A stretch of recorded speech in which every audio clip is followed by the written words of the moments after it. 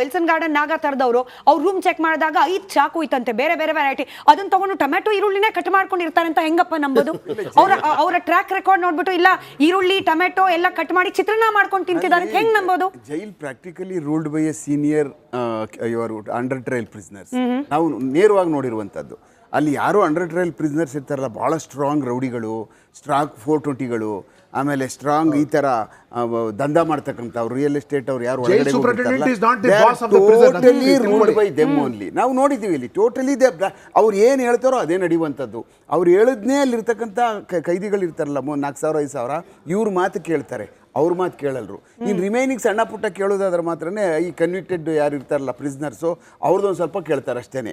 ಇನ್ನು ಯಾರಿಗೂ ಸಹ ಒಳಗಡೆ ಏನೂ ಆಗಬಾರ್ದು. ನೀವೇನೋ ಎಲ್ಲ ತಗೊಂಡು ಆರಾಮಾಗಿ ಇದ್ಬಿಡಿ, ಏನು ಬೇಕೋ ಬೇಯಿಸ್ಕೊಳ್ಳಿ, ಏನು ಬೇಕಾದ್ರೂ ಮಾಡ್ಕೊಳ್ಳಿ, ಏನು ಬೇಕಾದ್ರೂ ತಿನ್ನಿ, ಏನು ಬೇಕಾದ್ರೂ ತೊಗೊಂಡು ಕುಡ್ಕೊಂಡು ಆರಾಮಾಗಿ. ನಮಗೆ ತೊಂದರೆ ಕೊಡಬಾರ್ದಪ್ಪ ಜೈಲು ಊಟ, ಅದೇನು ಆಚೆಯಿಂದ ತರ್ಸ್ಕೊತೀರ ತಂದ್ಕೊಳ್ಳಿ. ಇದು ಈ ಥರ ಒಂಥರ ಕಾಂಪ್ರಮೈಸ್ ಲೈಫ್ ಆಗ್ಬಿಟ್ಟಿದೆ ಈಗಿಂದ. ಅಲ್ಲ, ಸುಮಾರು ದಿವಸ ನಾವು ಹೋದ್ರೆ ಒಳಗಡೆ ಕಬಾಬ್ ಮಾಡ್ತಾ ಇದ್ರು, ಇವೆಲ್ಲ ಕಣ್ಣಾರೆ ನೋಡ್ಬಿಟ್ಟಿದೀವಿ ನಾವು. ಏನೆಲ್ಲ ಇರ್ತದೆ ಒಳಗಡೆ, ಅವ್ರು ಮಲಿಕೊಳ್ಳಿಕ್ಕೆ ಎಲ್ಲ ಥರವಾದಂಥ ವ್ಯವಸ್ಥೆ ಮಾಡಿಬಿಡ್ತಾರೆ. ನೀವು ಏನು ಸಪ್ರೇಟ್ ಅವ್ನು ಹೆಂಗೆ ಮಲಗಿಸ್ಬಿಡ್ತಾರೆ ಅಂತಂದರೆ, ಅವ್ರ ಮನೇಲೂ ಇರುವುದಿಲ್ಲ ಬೆಡ್ಗಳು, ಅಷ್ಟು ಚೆನ್ನಾಗಿ ಅವ್ನಿಗೆ ಅಲ್ಲ ಅದೇ ಜಾಗಕ್ಕೆ ಊಟ ಕಳಿಸುವಂಥದ್ದು ಪ್ರತಿಯೊಂದು. ಎಲ್ಲ ಕೈದಿಗಳಿಗೂ ಅಲ್ಲ ಸರ್,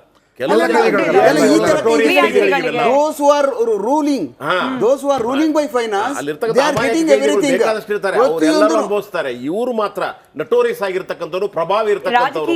ರಾಜಕೀಯ ಮಾಡಬಾರ್ದು ಅನ್ನೋದು ಈ ವಿಚಾರದಲ್ಲಿ ಬೇರೆ ಕಡೆ ಆಗ್ತಕ್ಕಂಥದ್ದು ಮಾಡಬೇಕು, ಅಲ್ಲಿ ಇರಿಸಬಾರ್ದು. ಆಮೇಲೆ ಜೈಲಲ್ಲಿ ಕೈದಿಗಳನ್ನ ಇಟ್ಕೋಬೇಕಲ್ಲ, ಅದಕ್ಕೆ ಒಂದು ಸಪರೇಟ್ ಆಗಿ ಇನ್ನೊಂದು ಏನಾದ್ರೂ ಅದಕ್ಕೊಂದು ಬಹಳ ದೊಡ್ಡ ಕಾರ್ಯಾಗಾರ ನಡೀಬೇಕು.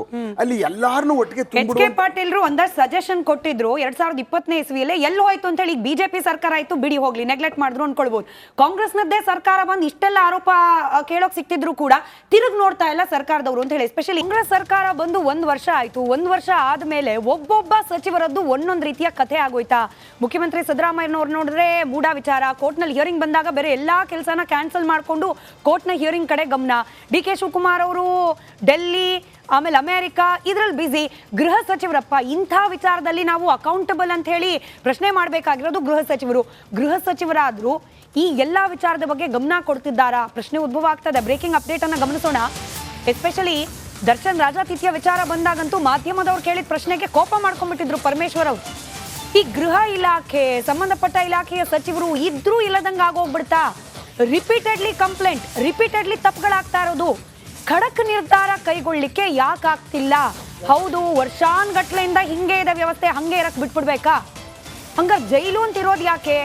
ಅಲ್ಲಿ ಶಿಕ್ಷೆ ಅಂತ ಹೇಳಿ ಕೊಡೋದು ಯಾಕೆ?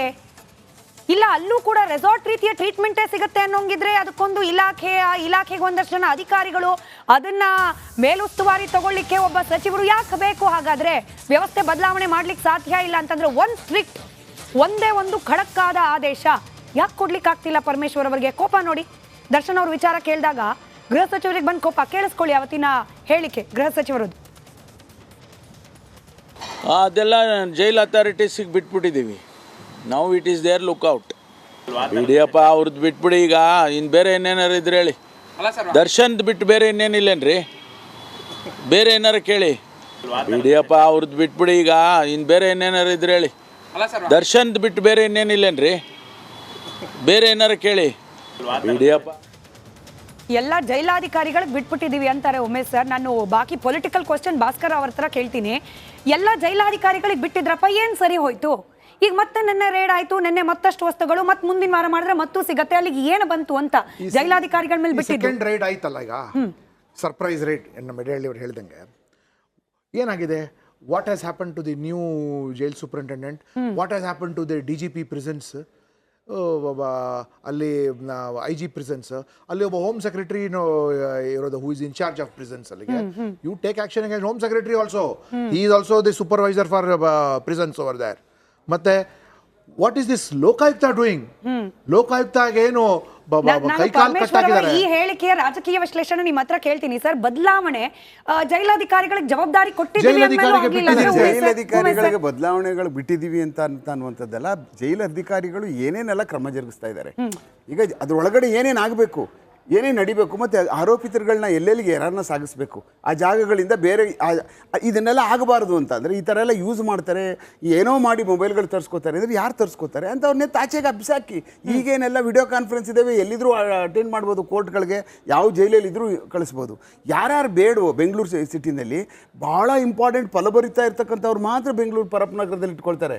ಇನ್ನು ಉಳಿದು ಪೇತ್ಲು ಪೆರೆ ಕೆಲಸಕ್ಕೆ ಬರ್ದವನ್ನೆಲ್ಲ ತೆಗೆದು ಅಲ್ಲಿ ಇಲ್ಲಿ ಬಿಸಾಕ್ತಾರೆ. ಇದೇನೋ ಅತ್ಯಂತ ಇದಾದದಕ್ಕೆ ಇದನ್ನ ಹಾಕೋರಷ್ಟೇ. ಉಳಿದವರೆಲ್ಲ ಭಾಳ ಗಟ್ಟಿಗರು, ಯಾವ ಕಾರಣಕ್ಕೂ ಇಲ್ಲಿಂದ ಜಗ್ಗಲ್ರವರು ಎಲ್ಲ ಪಥಪಥಾಸ್ತ್ರ ಬಳಸ್ತಾರೆ ಬೆಂಗಳೂರು ಜೈಲಲ್ಲಿ ಉಳ್ಕೊಳ್ಳೋದಕ್ಕೆ. ಯಾಕಂದ್ರೆ ವ್ಯವಹಾರ ಮಾಡ್ಬೋದಲ್ಲ, ಇಲ್ಲಿ ಕೂತ್ಕೊಂಡು ಮೊಬೈಲ್ ಯೂಸ್ ಮಾಡ್ಬೋದು, ಕರ್ಸ್ಕೋಬೋದು, ಡೀಲ್ ಮಾಡ್ಬೋದು, ಪ್ರತಿಯೊಂದು ಮಾಡ್ಬೋದಲ್ಲ. ಆ ಕಾರಣಕ್ಕೋಸ್ಕರ ಅವ್ರು ಇಲ್ಲಿಂದ ಖಾಲಿ ಮಾಡಲ್ರು.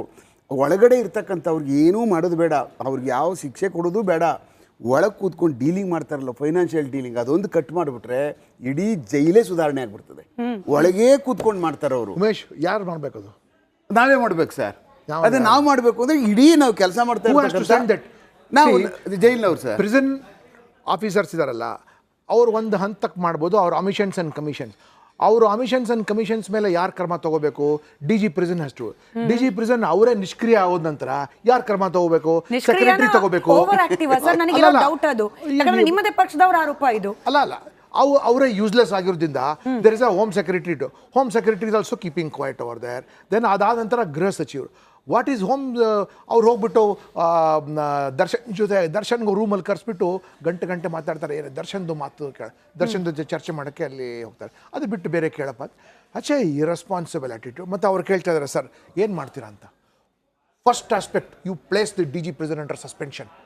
DG ಪ್ರಿಸನ್ ಸಸ್ಪೆಂಡ್ ಮಾಡಿ. ನೀವು ಉಳಿದವರೇ ಭಯ ಬರ್ತಾವಾಗ. ಸರ್ಕಾರ ಅಂದರೆ ಭಯ ಬರಬೇಕು.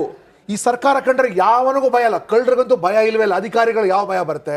ಮತ್ತು ನಮ್ಮಿಬ್ಬರು ಸ್ನೇಹಿತರು ಹೇಳಿದಾಗ ಒಂದು ಚಾರ್ಜ್ ಶೀಟ್ ಕೊಡ್ತಾರೆ, ಆಮೇಲೆ ಶಾರ್ಟೇಜ್ ಇದೆ ಅಂತ ಹೇಳಿ ಮತ್ತೆ ಅವ್ರಿಗೆ ವಾಪಸ್ ತಗೊಳ್ತಾರೆ.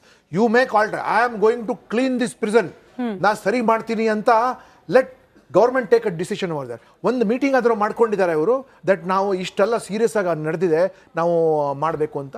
ಅವರು ಸೀರಿಯಸ್ ಆಗೇ ಇಲ್ದಿರುವಾಗ ನಾವು ಏನು ಚರ್ಚೆ ಮಾಡಿದ್ರು ಏನು ಪ್ರಯೋಜನ?